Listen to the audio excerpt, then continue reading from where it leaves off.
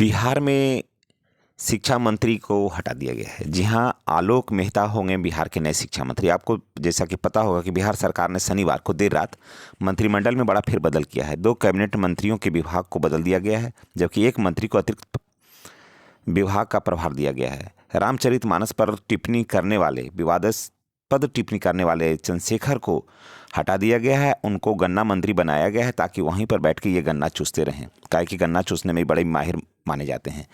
वहीं एक सूबे के नए शिक्षा मंत्री होंगे आलोक मेहता, की गिनती राजद के कदावर नेताओं में होता है। वे समस्तीपुर के उजियारपुर विधानसभा के विधायक हैं और अगस्त 2022 में राजद के साथ मिलकर गठबंधन सरकार बनाने में आलोक मेहता की ने काफ़ी भूमिका निभाई थी और उनके पास राजस्व विभाग एवं भूमि सुधार विभाग के साथ ही गन्ना उद्योग विभाग का भी दायित्व था। राजद के वे प्रधान सचिव भी रहे हैं। और जहां तक बात कर लें इनका, तो ये 3 नवंबर 1966 को ये पैदा हुए। वे मूल रूप से वैशाली जिला के महुआ के मिर्जा नगर के रहने वाले हैं और उन्होंने इंजीनियरिंग में स्नातक में शिक्षा हासिल की है कर्नाटक के रमैया इंस्टीट्यूट ऑफ टेक्नोलॉजी से।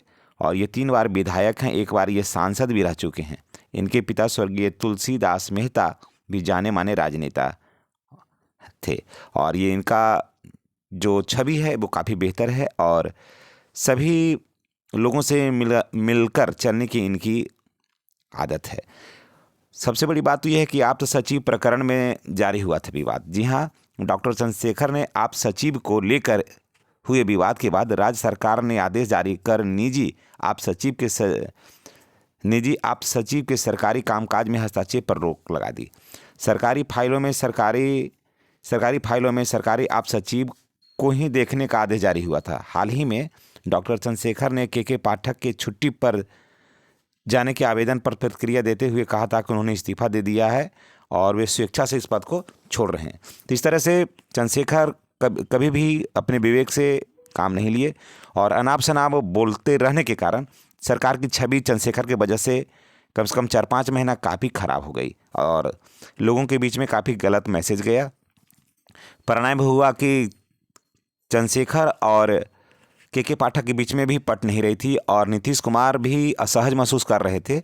और आपको बता दें कि कई ऐसे मौके पर माननीय उप मुख्यमंत्री श्री तेजस्वी यादव ने भी चंद्रशेखर को हिदायत दी थी कि आप सिर्फ शिक्षा विभाग देखें, फालतू की चीज़ों पर आप अपना दिमाग नहीं लगाएं। तो माननीय तेजस्वी यादव ने भी काफ़ी उनको सलाह दिया था, काफ़ी छोटे होकर के उनको सलाह दिया था कि आप अपने काम पर ध्यान दें, अनाप शनाप की बातों पर चर्चा करना बेकार है। राज्य में रोजगार की बात हो रही है, विकास की बात हो रही है, तो इनकी चर्चा करें, न कि आप रामायण में और राम की चर्चा करें। कारण कि आप सबों को पता है कि राम भारतीय जनमानस में रची बसी हुई है, रामायण भारतीय जनमानस में रची बसी हुई है। इसकी आलोचना करना ठीक नहीं है और ये लाजमी भी है कि हम जिस विभाग को देख रहे हैं, जिस विभाग के लिए हमको बनाया गया है, जहाँ पर सरकार काम बेहतर तरीके से कर रही है, सरकार की बातों को बताने के लिए बहुत सारा एजेंडा है आपके पास, उन्हीं को बताएं।